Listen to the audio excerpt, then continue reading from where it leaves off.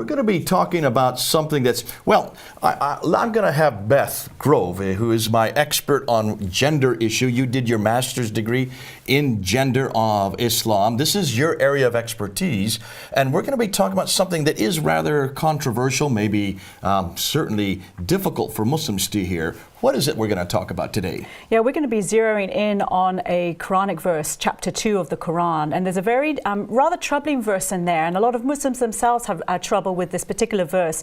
And it says in verse 230 of the second chapter of the Quran, where if a man were to divorce his wife, and he would have said talaq on 3 separate occasions to his wife, that means he divorces her, and then she is absolutely divorced. In order to come back to that husband, to be reunited to that first husband, she has to go and find another man, marry another man, consummate the marriage with that man. For those who don't know what consummate means. To sleep with that man. To have sex with the man. And then to be divorced by that man in order for her to then return to the first husband. Now, you've known about this for years. In fact, you covered this in your thesis, in your master's. But the reason we're bringing it up now is because something happened a few weeks ago on April the 5th. There was a documentary that was made here in Britain by BBC and was put also on the website. That's where I came across it, and I was gobsmacked to see that they would even talk about this issue here in Britain. And this is the documentary here. We're just going to hold up. This is actually a picture from the documentary, and this is actually goes and unpacks what they do in the documentary. And they mention that here in Britain there are quite a few women who get divorced, which is normal. And the way to get divorced is just by, if they call it triple talaq. Triple talaq means, they say talaq, talaq, talaq. The man does 3 times. And when he says that, she's divorced, right? It can be over 3 periods, or it can be immediately. What was interesting in this documentary, they had a woman there who had got a text from her husband saying that he wanted to divorce her. They had had an argument the day before. He had actually beat her up quite a few times, and so she was getting fed up with him. She already had 3 kids through them. She still loved him, and she was at her parents' house when she got a text from the husband saying, talaq, talaq, talaq. And she looked up, and her father was sitting right there, and her father says, "You're now divorced." Because once you say it the 3rd time, then that's final. And it's called the triple talaq. And she says, "Well, what do I do now?" Because she'd still like to get back with her husband. So the father says, "You've got to go down to the mosque, and you've got to go and tell the imam there at the mosque what has happened. And what they will do then is they will give you a halal marriage. Halal marriage it's called. Halala, which is rather odd because halal. Allowed. It is allowed. Permissible. Permissible. So this is halal marriage, a permissible marriage. You have to do a halal marriage, which means that you've got to marry another man. And on the documentary, they didn't say where this came from. They just said this is being done by quite a few Muslims. Then when to be married to the other man, you've got to actually, the imam will provide a man. Usually it's another man from the community. What was happening, according to this documentary, is that a lot of these other men that were used to provide the sexual service for the woman doesn't have to then annul that divorce her, annul the marriage anytime soon. It's supposed to be done immediately, but many of the men were holding on. And they were saying, no, this could be a month or 2 months, as long as I need you as a woman. And so what was happening is that the imams were taking it upon their own selves to do the halal marriages. And so in a number of mosques here in Britain now, they have a anteroom, another room off the side of the office where the imam is. And there's a bed there, and they will go to the bed and they will then have sex. It has to be a penetrative sex. He will then come out and then sign a divorce right in front of the wife. And then she is then free to go back to her original husband. Now, the imams were charging anywhere from £1,000 up to £2,500. Which, of course, is Islamic in the sense that you need to be able to pay a bride price. That's also in the Quran, the mahr. You have to pay this price so that you can actually marry a woman in the first place. So that would be normative in Islamic marriage. Except this is the bride paying the price. The husband doesn't pay the price. Yes. In this case, it's all completely opposite. Yeah. So here is the bride. Already she's the one that's divorced, Because it's the husband that said talaq, not the wife. Wife doesn't say talaq, do they? What does the wife do? No, the wife has to go to the law court. She has to go to the Sharia law, and then she has to approach the Sharia law, and she has to ask and go through arbitration and ask for a divorce. It's called khul, and if she asks for the divorce, she usually has to give her bride price back to the husband. Maher, so which she is is often left without any maintenance. She is left without anything to support herself. Beth, in this case, it's completely the other way around. She doesn't keep her dowry. In fact, she is the one that has to go and pay. And we found out what was fascinating is they did an undercover film. The woman posing as needing of a halal marriage. She goes to a restaurant, and there's the fellow. He's been pixelated out, so you can't see his face. He's from the Pakistani community here in Britain, and he is going to be the man that does the halal marriage for her. And he's saying, "Listen, we'll come and we'll go to a hotel and we'll book a room there.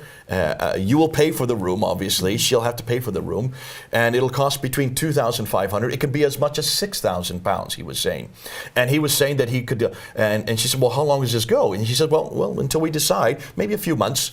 So he was already intimating that this marriage would continue on for a few months until he got tired of her. That would certainly feed into the muta and misya marriage practice that's in Islam, that's also supported by Muhammad in the Sirah Rasulullah in his biography, where when they were at war, they were able to then take on other wives temporarily because they were away from their wives now. And that practice still happens in both Sunni and Shia Islam. In Shia Islam, it's called muta marriage, and in Sunni Islam, it's called misya marriage. Okay, so now we have this practice, halala marriage, or nikah halala is the way it's now. You see it. If you put nikah halala on YouTube, you will find quite a few videos. Here in the West, you'll find both the secular press and also modern Muslims or Muslims who've been born and raised in Britain. They're trying to say that this practice has nothing to do with Islam. That this practice is not found in the Quran. This practice is cursed by Muhammad and Allah and has nothing to do with Islam. And that's why we need to address it. And there's this scholar. I'll just put up her picture here. You can see this scholar here. Her name is Khola Hassan.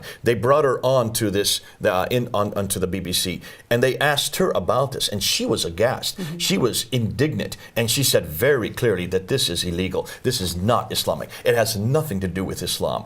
And she was the expert, which is fascinating to me, because the man who was in charge of the BBC never asked her, well, then where does this come from? If it has nothing to do with Islam, if this is anathema, if it's so abhorrent to even her, then how is it that so many Muslims are practicing it? Why is it in Pakistan it's quite normal? And why is it here in Britain? There are a number of mosques now where the imams are participating in these halal marriages so that the woman can go back to her previous husband, her first husband. We certainly know that later exegetes who translate the Quran in the last few hundred years find this practice abhorrent. They don't support this practice. Before you get to that, it's fascinating to me. There's nothing in this BBC documentary about the Quran. But that's what happens whenever Islam ever hits the news, be it something to do with a terrorist attack, be it to be an abuse against a woman or halal marriage and so on. Our media outlets don't understand the source or the roots of where these practices come from. And for those of you who are watching this, I would encourage you to go up to BBC and just put in "the women who sleep with a stranger to save their marriage." That's the title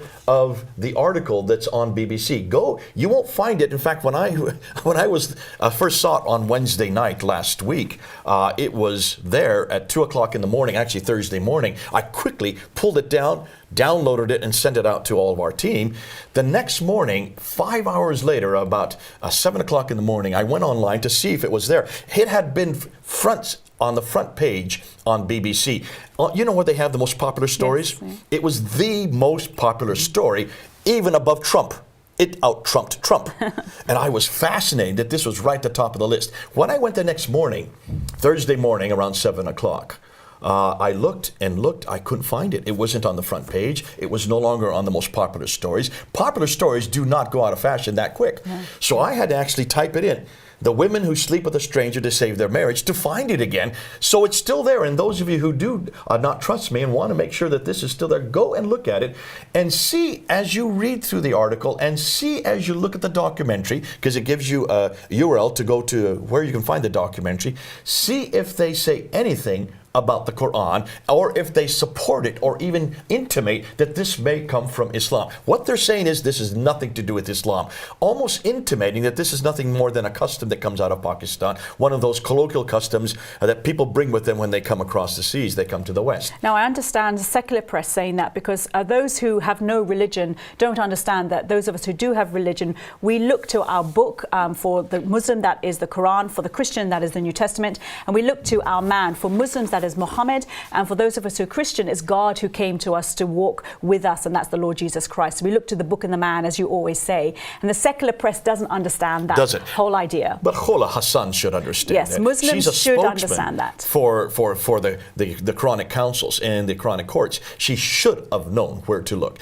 Why is it you know this, Beth? You have this as part of your thesis. And where is it you went to in the Quran to unpack this? Chapter 2, verse 230. In fact, it's quite interesting when you look at the Quran that the whole teaching on divorce comes before marriage. Chapter 4 is the chapter you go to on marriage. Chapter 2 is the chapter you go to on divorce. We're going to take and actually look at and open up the Quran. I want to read from the Quran to really see what it says. So I'm going to open up to Surah 2, Ayah 230. This is from Hilali and Khan, starting with 230 and then going on to 231. So if a husband divorces his wife, he cannot after that remarry her until after she has married another husband and he has divorced her. In that case, there is no blame on either of them if they reunite, provided they feel that they can keep the limits ordained by Allah. Such are the limits ordained by Allah, which he makes plain to those who know, and Allah is exalted in power. A divorce is only permissible twice. After that, the parties should either hold together on equitable terms or separate with kindness. It is not lawful for you to take back any of your gifts, except when both parties fear that they would be unable to keep the limits ordained by Allah. Now, it's fascinating. That's Surah 2, Ayah 230 and 231. So, irrevocably means the third time, the third talaq. Yes. That's the third time. So, halala comes into play after the third divorce. What I want you to do now is I want you to go back and see what the earliest exegetes, how do they unpack it? And let's start with Ibn Abbas. Ibn Abbas, and the dates for him are 687 AD. Go ahead and read what he says there. So he says very clearly, he says, Allah went on with his saying, divorce must be pronounced twice, saying, and he hath divorced her, and the third time, then she is not lawful to him thereafter. After the third divorce, until she hath wedded another husband, and their marriage must be consummated, then the other husband divorces her. It is no sin then if the first husband and the woman come back together again. So it's very clear here that in 687, now we don't really know if this really is an original, because 687 there's nothing that's that early. Nonetheless, from the very beginning, it is very clear that after you say the third talaq, you no longer are married, you have to leave your husband, and you must go to a second husband, and he must consummate it. He must have sex with her. Now let's move to the 8th century. Let's go to the Hanafi manual, and you've got Hanafi right there. Yes, so I just want to see that we're reading from the original sources, and this is the Hanafi manual in English, of course. And if you want to check, you can go to the Arabic to double check. Let me read what it says in the Hanafi manual. The date for this is 767, so we're late 8th century. And it's under the title of the legislation of remarriage, i.e. halala. So it talks that if the divorce is pronounced thrice for the free woman or twice for the slave woman, so the slave woman can be divorced indefinitely twice, for the free woman 3 times, then she is not lawful for the divorcing husband until she marries a husband other than him in a valid marriage, and he consummates the marriage with her, thereafter divorces her or dies, leaving her a widow. So in the 8th century, it's still very clear that in order to get back with your first husband, you have to marry another husband, consummated. He has to divorce you, and you come back again. And of course, it goes on to talk about adolescent boys can be seen as adults. So you can sleep with an adolescent boy in order to have a halal marriage. So the second husband could even be an adolescent boy. Yes, and also a sexual intercourse of a master with his slave woman does not render her lawful, because we know that masters are allowed in Islam to sleep with their slave women. So that means that's not a halal marriage if it's the master. But there is a condition put into place, and this is where later exegetes focus in on. They say when someone marries her with the condition of rendering halal, so if your intention is to make her halal, then it is disapproved. And if he divorces after having sexual intercourse with her, she becomes lawful for the first husband. Oh dear, okay. So the intention is what later exegetes focus on. But again, that's not what the Quran teaches. This is what... Let's move on, because now we're still in, we want to move up to the 9th century. We're going to go with Shafi, with the Shafi school of law. These are fiqh. This is not hadith. This is not tafsir. This is not tahriq. This is not sirah. This is fiqh. For those of you who don't know, these are the four schools, law schools. You have the Shafi, the Hanafi, Hanbali, and Maliki. So now we're going to go to the Shafi school. What do they say in 820? And here it gets, you want me to read it as a male? Probably better if I as a male read it. Yes, please do. And I'm just going to hold it up. It's Al-Shafi Risala. This is the English version. You can check it in the Arabic. Okay. When a free man has pronounced a threefold divorce, the divorced wife is unlawful for him to remarry until she has married another husband in a valid marriage, and the new husband has copulated with her, which at minimum means that the head of his erect penis fully enters her vagina. Now, that's hard for us to read. It's not something you normally talk about. They're getting very specific here. Yes. It has to be a full copulation. It can't just be a casual one. So it's very clear that there must be sexual intercourse. Absolutely. In this case, Shafi is very, very clear. When a husband divorces his wife with a threefold divorce during his deathbed illness, she does not inherit the material. So even, that's interesting, because Shafi goes on and says basically that if, for instance, you don't like your wife and you realize that you may have more than one wife, you can say talaq on your deathbed and she gets none of the inheritance. So you can even use talaq as a means of manipulation as to where your inheritance goes. Yeah. Horrendous, yes, when you stop and think what that means to the woman. Yeah. Let's move on. So we've done 820. Now let's move to 870. We're still in the 9th century, in the late 9th century, and we're coming to Al-Bukhari. Now this is the hadith. Al-Bukhari, you're going to do Sahih Al-Bukhari, and you're going to use volume 7. So Sahih Bukhari, volume 7. Again, check the Arabic and the English. And this has both Arabic and English, so we can read both. I'm going to read it in the English. And we're looking at we're looking at the Book of Divorce, and it is hadith number 5265. And this is narrated by Aisha. Jay, that is very important, because Aisha is considered authoritative, especially when it comes to issues on women. She's the favorite wife of Muhammad. Yes. And when it comes to issues on women, she is important. Considered to be the authority on this. Okay, so that's why you're pointing this out. And remember, we said earlier that you always go back to the book and the man. So now we're going to go to an example of Muhammad. What did Muhammad think about all this? So we've looked at some of the Islamic law. Now we're going to go to Muhammad himself. And these are his sayings. Yes, this is a preserved story. by Bukhari and Muslim. Whether we like that or not, whether we agree with that or not, Muslims believe that these are sahih. That means they're perfect. You do not criticize, you do not critique. And certainly this is an authoritative hadith. So narrated by Aisha, a man divorced his wife and she married another man who proved to be impotent, and divorced her. She could not get her satisfaction from him, and after a while he divorced her. Then she came to the Prophet and said, "O Allah's Messenger, my first husband divorced me, and then I married another man who entered upon me to consummate his marriage, but he proved to be impotent," i.e. he couldn't actually consummate the marriage, he couldn't sleep with her, "and did not approach me except once, during which he benefited nothing from me. Can I remarry my first husband in this case?" Allah's Messenger said, "It is unlawful to marry your first husband till the other husband consummates his marriage with you." Regardless of whether he's impotent or not, you still go ahead with the sexual act. You have to be able to have slept with that man, and this is according to Muhammad himself, in order for her to be divorced and then to go back to the first husband. So I hope people are watching. Have you noticed we've now gone to the 7th century, we've gone to the 8th century, we're now into the 9th century. We're going to move now into the 11th century, and we're going to pick it up with Al-Qushayri. Al-Qushayri 1071, and it's right here on the page here, and I'll just read it. "A man finds it unbearable that his wife should marry another." So here suddenly there's a caution.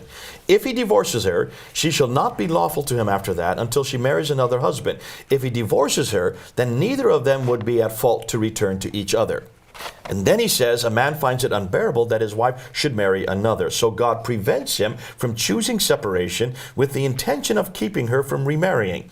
He explains that she will not be lawful for him once he has separated from her until she does what he would find unbearable, and that is a second marriage. So he will be cautious as much as he is able in initiating divorce. Now suddenly there's a caution put in. Yes. And I'm saying, wait a minute. Yeah. Where's this caution coming from? Until you read the next paragraph. Take a look at the next paragraph. The allusion in it is that love's capture of the heart makes the endurance of every misery easy. For if after separating, the spouses feel regret for their lost union, and it's very flowery, and suddenly I realize can't be from the 11th century. This has been redacted back onto Al-Qushayri. I would love to see if Al-Qushayri ever said this, because this is the first time that you're seeing a caution. Be careful. Don't go beyond the second talaq, because if you go beyond the second talaq, she's going to have to go with another man. You and the first male, you don't want to do the third time, and it's assuming that this is done over a long period of time. Yes, and certainly later exegetes and the Muslim friends I've talked to recently all say this is a caution, that Allah put it in place for a caution, as a way to try get around this rather difficult verse. Right. Now we get into the 14th century, 1373. We are with Ibn Kathir. Everybody likes Ibn Kathir. He is the favorite of anybody that I've come across. All over the world, they like to go to Ibn Kathir because he's the one that really unpacks the Quran. What does Ibn Kathir say in 1373? So we're going to read Ibn Kathir, and it's translated from the Arabic. Allah said, it gives you the Arabic, and then we're going to read it in English now. And if he has divorced her the third time, then she is not lawful to him thereafter until she has married another husband. It goes on again, it starts unpacking the verse bit by bit. And it says very clearly, this ayah indicates that if the man divorces his wife for the third time after he divorced her twice, then she no longer is allowed for her to be married. And then until she's married another. And Ibn Kathir goes on to talk about how she must consummate the marriage, because it talks about here, you have Allah's messenger said, when in relation to whether they consummate the marriage or not, Allah's messenger said, no, until he enjoys her usaila, so her sexual relations. And Al-Bukhari also reports this hadith, says Ibn Kathir. So they're accepting that Muhammad said you must have sexual relations with the second husband in order to go back to the first husband. What's fascinating is even here he refers back to Muslim and Bukhari and Sahih Bukhari. Yes. So Sahih Muslim and Sahih Bukhari. He's referring back to the 9th century. He's going back and is realigning what he believes with that which the hadith writers, compilators write in the 9th century. He certainly reports a similar story, potentially a different one, or similar story about a lady, the wife of Rifa'a, who also was divorced, and there was a very interesting scenario with this wife who also married a man. He was not able to consummate the marriage, the second man, and as a result Muhammad said you cannot remarry your first husband until you have slept with the second husband. Okay, so here now in the 14th century he's now revisiting, going back to the 9th century, going back to basically what we've already read. Al-Qushayri is interesting. The fact that in the 11th century he seems to be asking and looking for caution. Now we move on to the 15th century and we go with Al-Jalalain. Al-Jalalain, 1459. And he basically says exactly what Bukhari and Muslim say. He says this: if he, the husband, divorces her after the 2 utterances of divorce. Now he doesn't give a time limit here. It could be immediate. Have you noticed none of them have said a long time limit? The only one that intimates there might be a time limit between the first and second and third is Al-Qushayri, 1078, sorry. So he says, she shall not be lawful to him after that, after the 3rd utterance of divorce, until she marries another husband who has sexual intercourse with her, as reported by the 2 sheikhs, Bukhari, again referring back to Bukhari. They go back to Bukhari and Muslim again. If he, the second husband, divorces her, then neither of them would be at fault, that is the woman and her first husband, to return to each other in wedlock. Now, can you see there's a problem here? We now are right back to the 9th century, yet this is the 15th century, 1459, midway through the 15th century. Because, Jay, depending on who the exegete is, it all depends on who is really reading their original stories, who goes back to the Book of the Man. The ones who refer back to Muhammad and what Muhammad said, and also to their own book, the Quran, those are the ones that go back to the more traditional practice of halala. Oh, this is fascinating. Now, I want to take you back to this last Sunday. We were on the ladder a week ago Sunday. Speaking to crowds of Muslims. Crowds of Muslims. And you can all, those of you who don't want to go, just go up on Fender Film and take a look at what happened on at Speaker's Corner down in Hyde Park. When we got up on the ladder and introduced this, immediately one of the Muslims standing right at the foot of the ladder says, no, no, no, no, this is illegal. Every Muslim knows this is illegal. And we responded, okay, in the 21st century, it is illegal. You're right. And I would suggest that the majority of Muslims who are listening to us right now would say this is illegal. Why do they say this is illegal? Well, they're disturbed by it, but also later exegetes like Maududi from Pakistan and Asia, they clearly try to discredit this. They say, no, that this particular saying of Muhammad or hadith, it talks about the curse of Allah. That's how they try to get out of it, that it's actually a curse. But if you read the earliest sources or the earliest literature of Islam, there's nothing in there about the actual practice of halala being a curse. The curse that they might be referring to... Before you go any further, let's just read what Sayyid Abdul Allah Maududi says. He was born in 1903 and then he died in 1979. So he's actually within our lifetime. Very popular in India, and then of course during the partition in 1947, he then moved to Pakistan out of India. He was from Deoband, not too far from where I grew up. And he moved and he started the Jamaat-e-Islami, the very, very big group and that has now all over the world. And he says this: authentic traditions warn against any prearranged scheme that a certain man should marry a certain divorced woman with the understanding that he would divorce her again to enable the former husband to remarry his divorced wife. This shall be an unlawful act, and such a marriage shall be no marriage at all, but adultery. And the woman shall not become the lawful wife of the first husband by such a prearranged scheme. Hadar Ali ibn Masud, Abu Huraira, and Uqba ibn Amir all relate the tradition to the effect that the Holy Prophet cursed all the persons who indulge in such devices. I want to be very clear. The early exegetes do not show Muhammad cursing at all those who did halala. The only thing they can maybe come up with is if it's is your intent, if it's the prearranged scheme in order for her to go back to the first husband. That's the only thing you can find out in some of the later exegetes. But the Quran itself does not support such a practice, and Muhammad himself, according to Sahih Bukhari, does not support such a practice. So really, when this lady Khola Hassan said this, and the man who wrote this, the man who did this article, Athar Ahmad out of BBC, he worked for BBC. Again, I think he's a Pakistani. Both Ahmad and also Hassan, the two of them, really do believe that this is adultery, really do believe that this is heinous, really do believe that this is not Islamic, really do believe that it's not Islamic, because they would be going to Maududi. They would be going to the last century, the 20th century exegetes. And in the 20th century, especially because this is caused such a furore around the Western world, because of the contact with the West, and I would say because of their contact with Christianity, being in India, the contact with the British Raj and everything that has implied, the implications of that, you can see why Maududi has considered this to be anathema, that this is adultery, that this is a curse, that Muhammad never did it. That's the narrative they have to go with.